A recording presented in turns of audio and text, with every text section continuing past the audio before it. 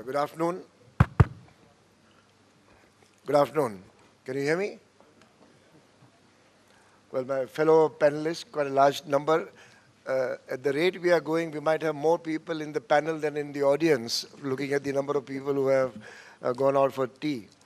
But it's a privilege to be here, and thank you, Jaipuria, for inviting us. The session on changing global economic scenario and also in context of sustainability, what we decided amongst the panel, Runa, is the sound clear?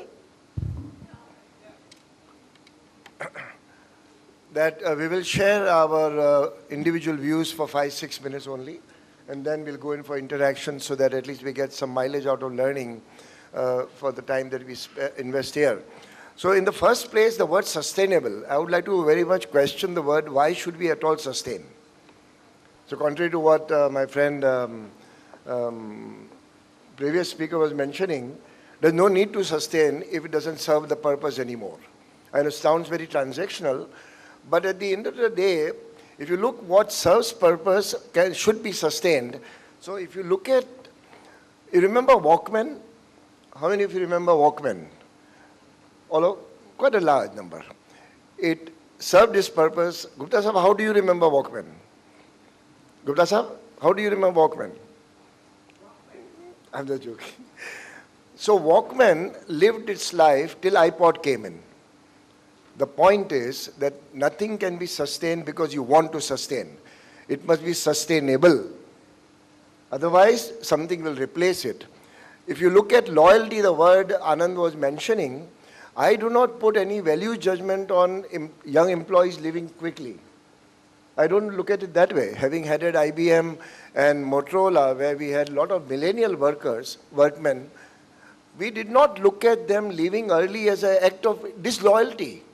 We must change our mindset. Do not give labels which worked 30 years ago to today's world and tomorrow's world. Loyalty meant that you work in the same company for lifetime. It does not mean that loyalty is less when people change jobs in 4 years or 5 years and get service award for 5 years. It means that the opportunities are more, and if you cannot provide opportunity and they leave, then you deserve yourself to make them leave you. So I'm questioning the very topic that nothing should be sacrosanct to sustain because we feel everything must be sustained.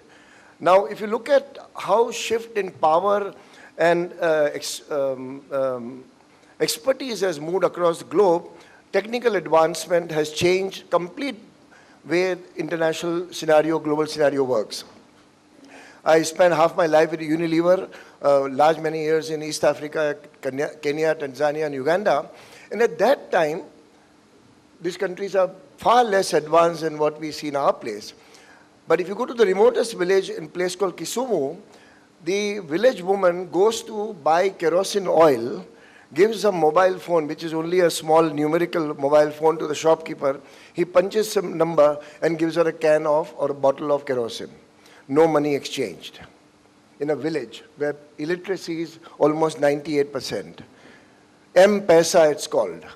This came in a place in remote Kenya because technology made a big change, and that is where development was happening.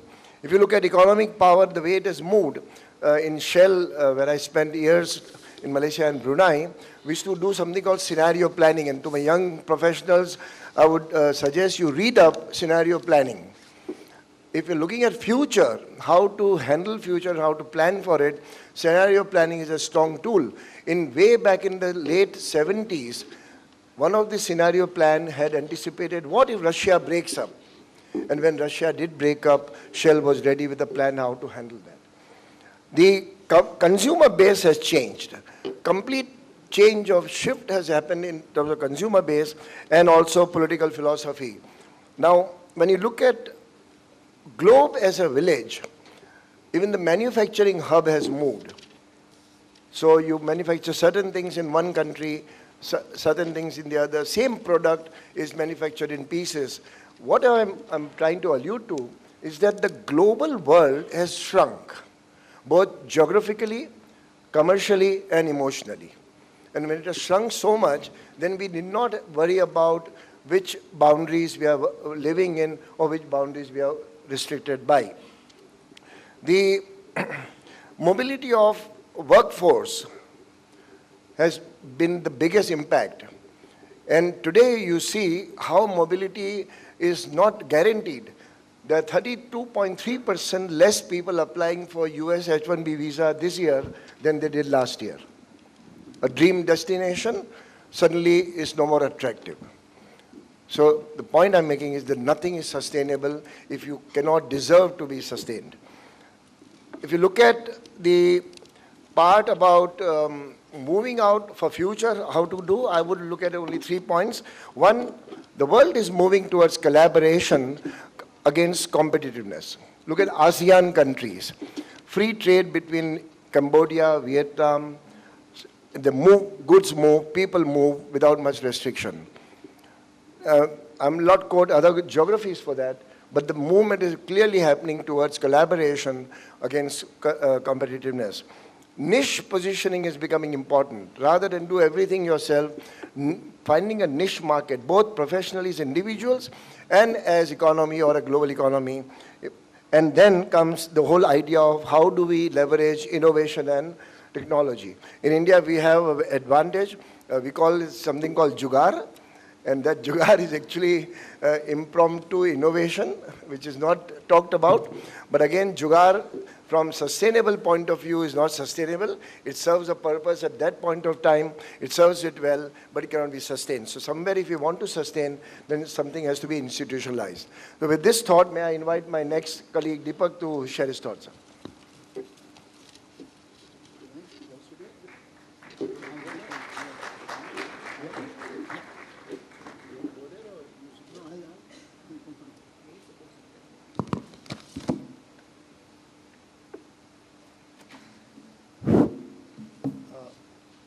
A very good afternoon to you all.